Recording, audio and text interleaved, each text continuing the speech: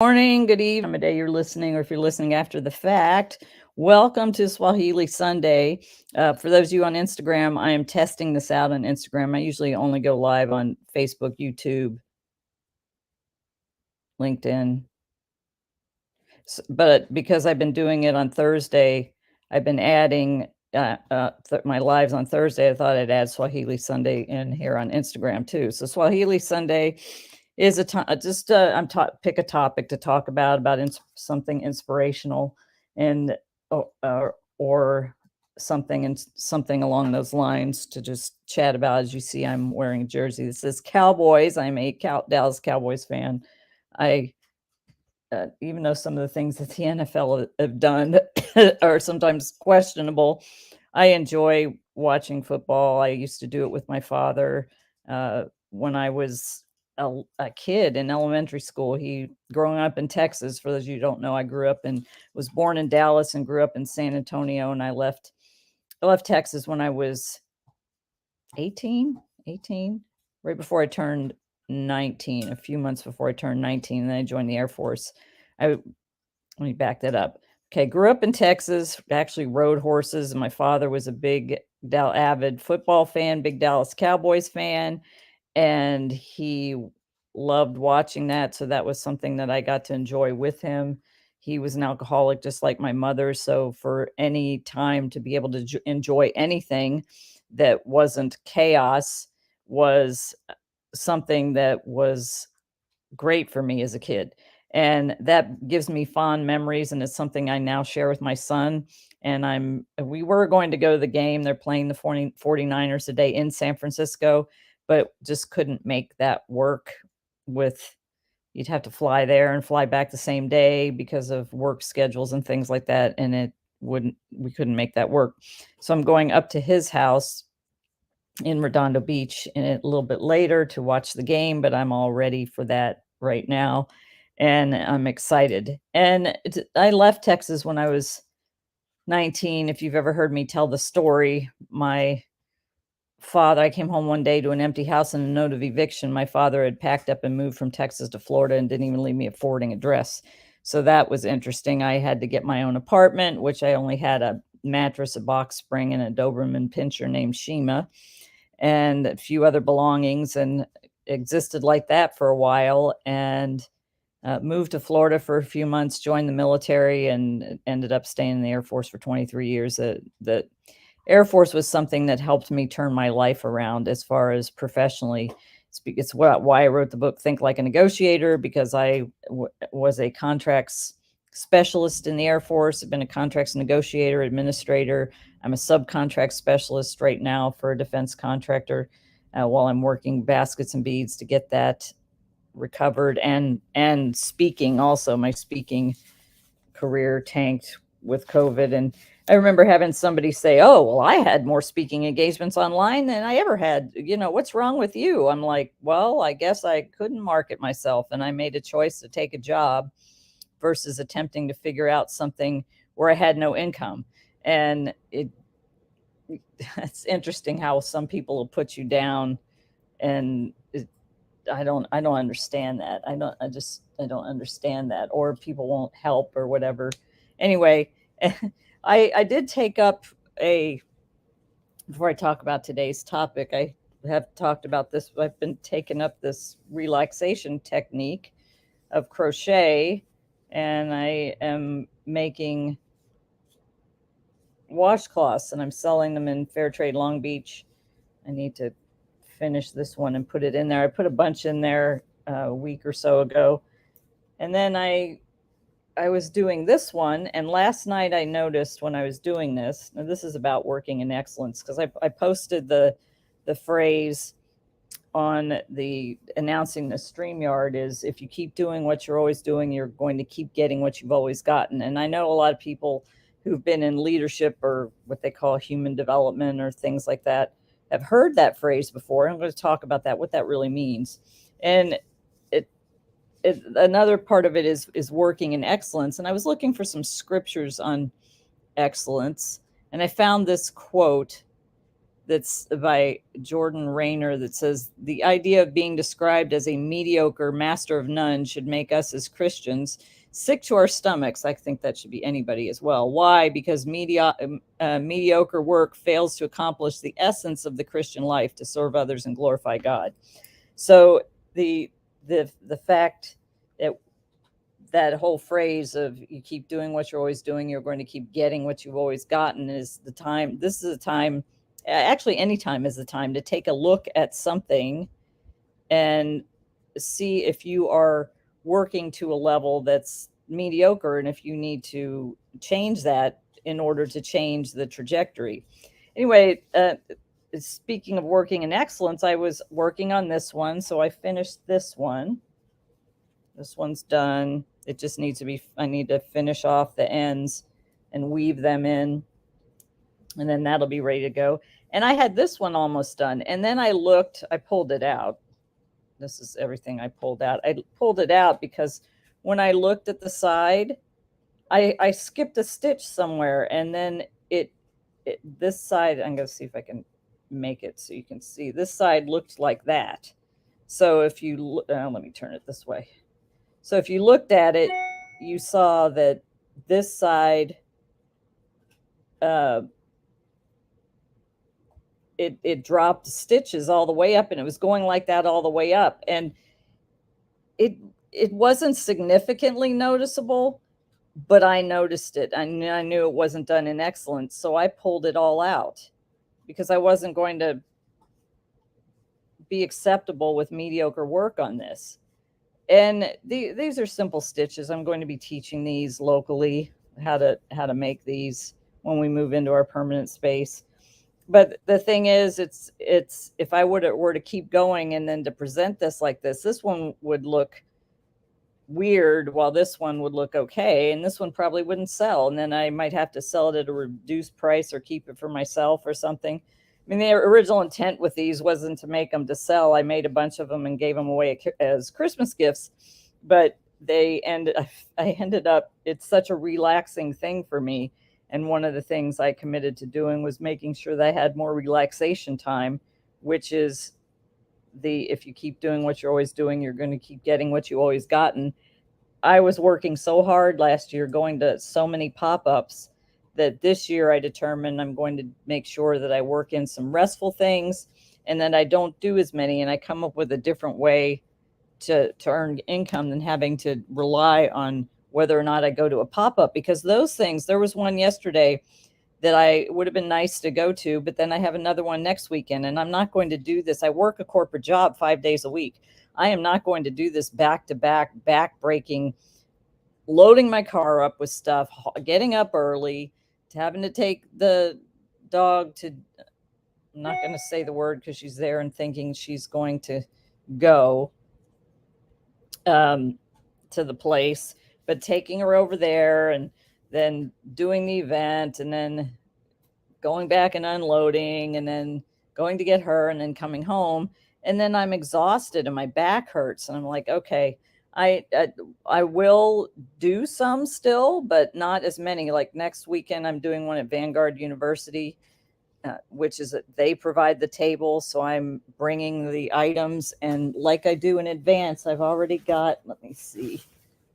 I've already got my, right here, the fixtures I need, the products I need, and it's not much. I'm not taking a big amount of stuff. I'm doing a big event next month in Torrance, the 18th and 19th at the Cultural Arts Center. It's the Torrance South Bay Quilters Guild show. That's a very busy show. It's going to be a lot of work to set up and break down.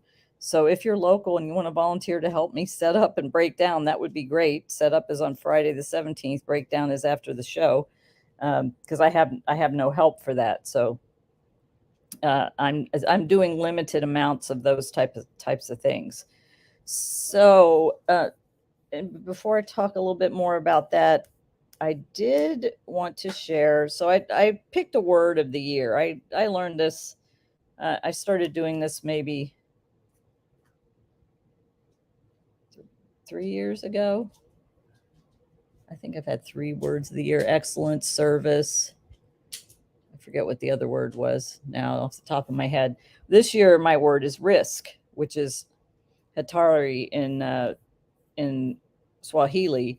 But then take the risk is kuchukua hatari, which is take the risk. And for me, it's about taking that risk and walking in faith, which I found that while I was looking for the thing on excellence, I found, where is it? Just as the body, James 2:26, just as the body is dead without breath, so also faith is dead without good works. So that's where I was talking about earlier in a couple of episodes ago about the importance of setting your goals, but then you have to take the action to make the goals come to fruition. Dreams without action are merely fantasies. You cannot get anywhere if you don't actually take the action, and you can't get where you want to go if you don't take a risk. I'm taking some pretty big risks, stepping out by faith to move this forward at a different level, and I'm believing that this is the direction that I need to go. And I'm actually just, for me, because I'm a person of faith, just turning it over to God, saying, okay, I'm walking by faith. This is your ministry. Take me where it needs to go. One place I know it doesn't need to go is so many pop-ups, because they are so exhausting, especially now that goes back to setting up an excellence. If I keep doing what I've always done, I'm going to keep getting what I've always gotten. Now, if in the past I would just go throw up a table with a few things and it wasn't as attractive as I set up, depending on what the event is, a whole looks like a store. And it is a lot of work, but it attracts people because it looks like a store. And I've had a lot of people tell me, "Wow, your booth is so amazing. It looks like a store. It looks like someplace that I can shop and come in." And so, yes, I want to take that to that level and make sure that my setup looks professional. Now, if it is a one table thing, for instance, there's an event, I'm not sure if I'm even going to get a vendor table, and if I do, it's not going to be as much uh, again, items as I am normally taking, because it's tiring, and I have to figure out, okay, I have to get there super early for setup. I have to stay late to take down, and how much time that takes for the income that I may or may not earn. And it is a risk to go to these pop-up events and set up and take all the time to sell and hope and pray that that some sales come. So I did a lot of events this past year, and I know that there are ones that are not worth it for me to do. And I've heard, oh, well, you need to build a following. Well, man, that I'm not sure that that's even going to happen at that. So there are events I've chosen that, okay, I'm not doing these events, and I am doing these events. So I know certain events I will do, certain events I won't do. Um, it's just tiring and not worth it to exhaust myself at that level. So you have to look at that thing. But what is this about? If you keep doing what you're doing, you're going to get what you always gotten. For instance, one of the things that I want to do this year is read more books, get more knowledge about things, and improve myself. Not obviously read my Bible more, but there's some habits that I have that keep that from happening. And I notice I'm still doing those habits. And I'm like, okay, these habits are wasting my time. What am I going to do to make those habits stop? Because if I don't do something to change those things, the things that I want to do are not going to happen, because I'm going to keep doing these other things and I'm going to get the same results that I've always gotten, which is not the results I want. And it takes discipline. It takes discipline. One of the things that I've always been somebody who's exercised a lot, but in the last couple of years or so, my back's really been bothering me. I mean, I injured my back when I was in the military, and it's not like I'm not, I can't. There's certain things that I can't do. Certainly can't run anymore. My knees are trashed. That's used to be how I stayed fit. I ran, I would get out and run 3, 4 days a week, and I could go run, but I think I would put my knees in a situation where, surgery would probably be required, and, I don't wanna do that. My knees are okay. I can tell that they're not 100% because I spent so many years running.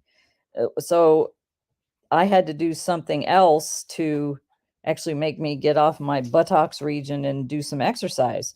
Well, I have something else. She has 4 legs and paws, and her name is Indigo. And it because of her, I'm walking anywhere between 2 to 4 miles a day. I went My neighbor and I took a walk, and we took our dogs around, and when I calculated the steps, it was 2 miles.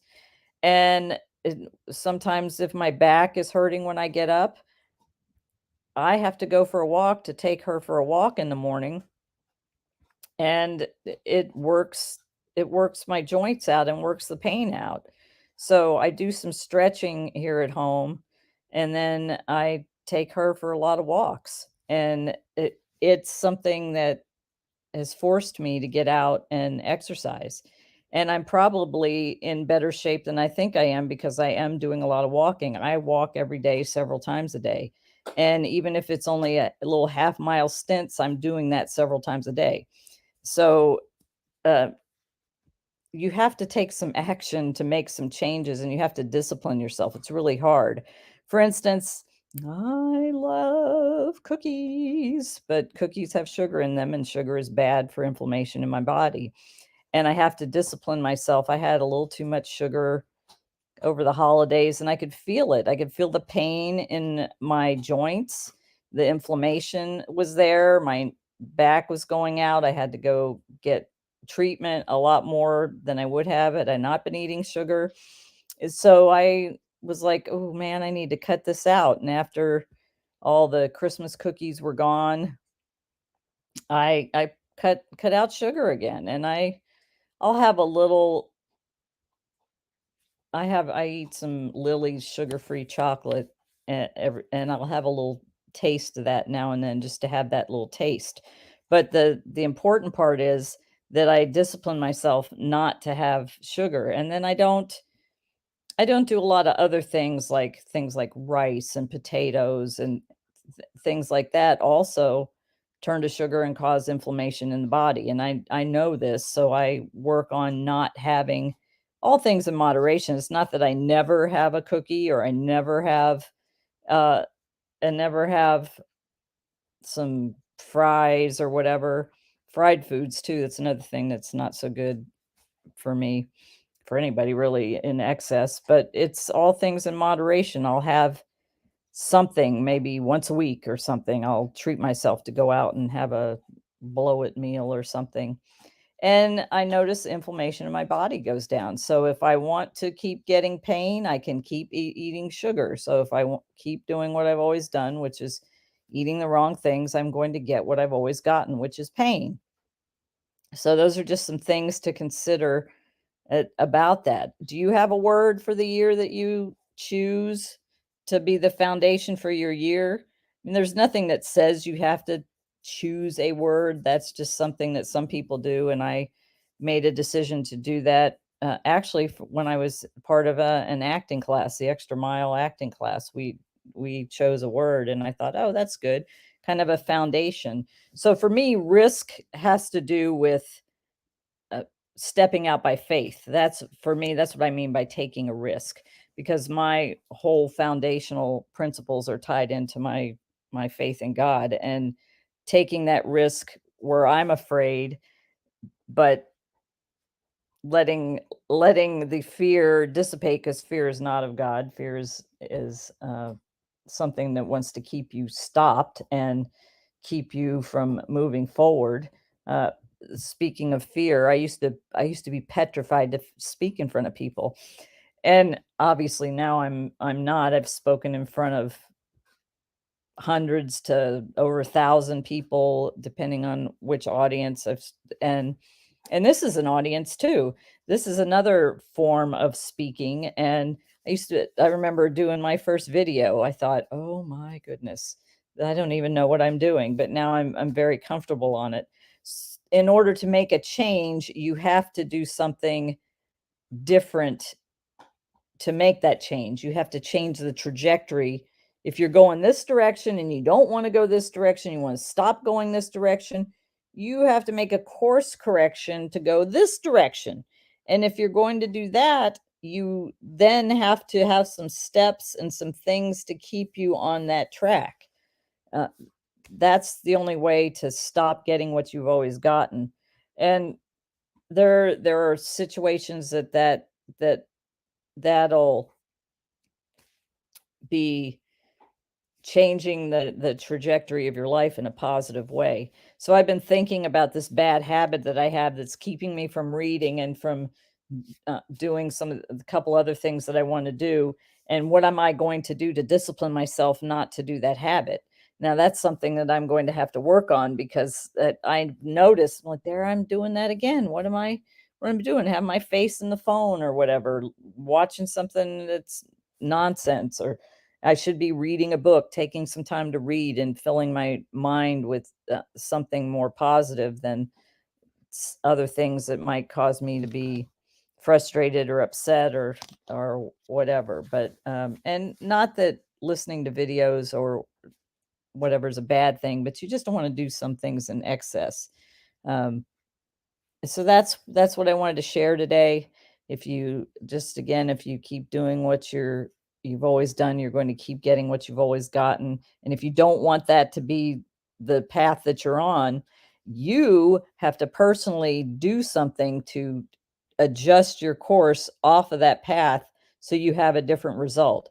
You're the only one that can do that. And if you need an accountability buddy, get an accountability buddy. If you need to get, maybe it's something a little more serious, you need some counseling, get some counseling. Get whatever you need to do in order to change the trajectory to a different path, or you're going to keep on the same path that you're on unless you do something. If you're, there's that analogy of somebody walking down the street and they fall in a hole. Well, they walk down the same street again, they fall in the hole. If you don't change the course to either go around the hole or take a different path, you're going to keep falling in the hole. So if you want to stop that, you have to change that path so you don't come across that and are tempted to keep going that direction and fall in that hole. Before I go and wrap up, we have school fees coming up for our kids in Kenya, and our coffers are really short. We've done a lot to invest in the group to help them start the farm, and the funds are not there completely to pay the school fees. One of our kids alone, the school fees and the supplies are well over $400. And we have another kid just starting high school. It's called Form 1 over there.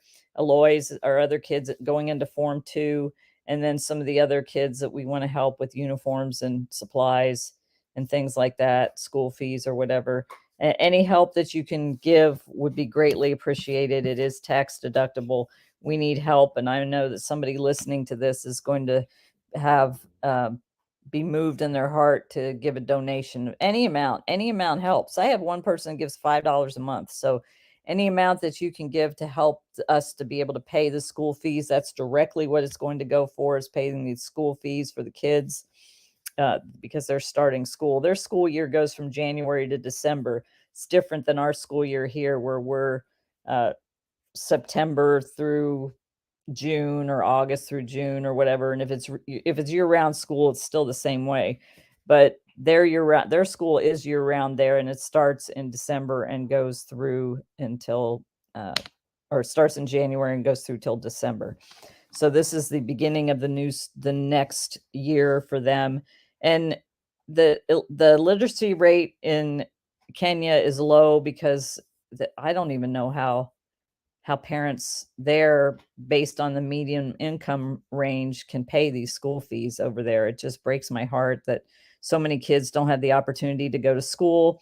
And I want to make sure that these kids that we're supporting had the opportunity to go to school. Our one kid, Aloys, he has an engineer's mind. He's interested in robotics. And if we can help him to get through school and get into college, no telling what he could do. He has that kind of a mind, no telling what he can create or develop. He may develop some world-saving type of technology that does something with power or water, or who knows what he might do.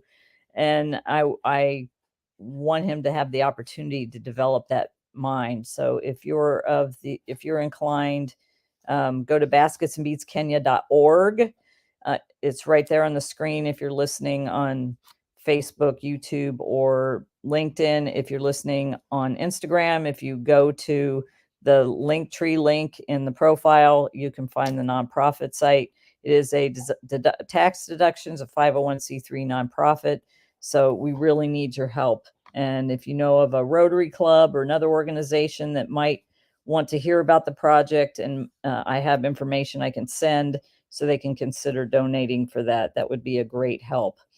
All right, everybody, go Cowboys. I hope you all have a great and wonderful Sunday, and we'll see you soon. Nakupenda.